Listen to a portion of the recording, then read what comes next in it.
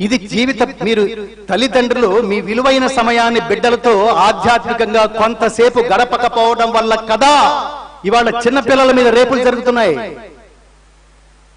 నేను ఇంకో విషయం కూడా స్పష్టం చేస్తున్నాను. విశ్వనాథ గోపాలకృష్ణ గారు లాంటి మహాత్ములు, మాడుగుల నాగపల్లి శర్మ గారు లాంటి మహాత్ములు, చాగంటి కోటేశ్వరరావు గారు లాంటి మహాత్ములు, గరికపాటి నరసింహారావు గారి మహాత్ములు ఒకప్పటి కంటే కూడా ఇవాళ ఆధ్యాత్మిక ఉపన్యాసాలకి అసలు ఏమాత్రం కొదవలేదు మిత్రులారా, కొదవలేదు.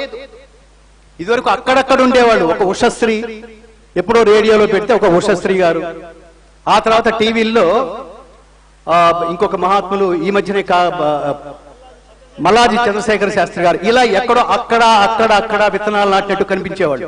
ఇప్పుడు అసలు ఆధ్యాత్మికవేత్తలకి కొదవలేదు మిత్రులారా. అయినా క్రైమ్ రేటు తగ్గట్లేదు. ఎందుకని జాగ్రత్తగా ఆలోచించండి. ఆధ్యాత్మిక సందేశాలకి కొదవలేదు, క్రైమ్ రేటు మాత్రం దినదినాభివృద్ధి చెందుతుంది. ఎందుకో తెలుసా మిత్రులారా? చప్పట్లు కొట్టి వెళ్ళిపోతున్నారు.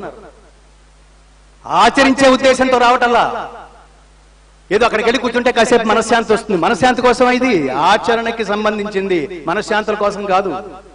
త్యాగం దేని వల్ల వస్తుందో భగవద్గీత చెప్తుంది. త్యాగాత్ శాంతి అనంతరం, త్యాగం వల్లే శాంతి వస్తుంది, శాంతి లభిస్తుంది. ఆ త్యాగం అంటే ఏమిటి? కర్మఫల త్యాగమే త్యాగము. కర్మఫల త్యాగం అంటే ఏమిటి? నువ్వు పని చేయి, త్రికరణ శుద్ధిగా పని చేయి, వచ్చిన ఫలితాన్ని పరమాత్మకు అర్పించు. అదే చెప్తాడు, సర్వధర్మాన్ పరిత్యజ్య. ధర్మాన్ని పరిత్యజించడం అని కాదు దాని అర్థం. సమస్త కర్మ ఫలములను నాకు అర్పించు. నీకు ఇంకా గర్వం, అహంకారం అనేది జీవితంలో రాదు మిత్రులారా. భగవద్గీత చదివితే ఏమొస్తుంది అంటే, మన జీవితం అనే డిక్షనరీలోంచి నేను అనే మమకారం పోతుంది, నాది అనే మమకారం పోతుంది, నేను అనే అహంకారం పోతుంది. రెండూ పోవలసినవే. ఎందుకు పోవాలో తెలుసా మిత్రులారా? రెండూ శాశ్వతం కాదు కాబట్టి.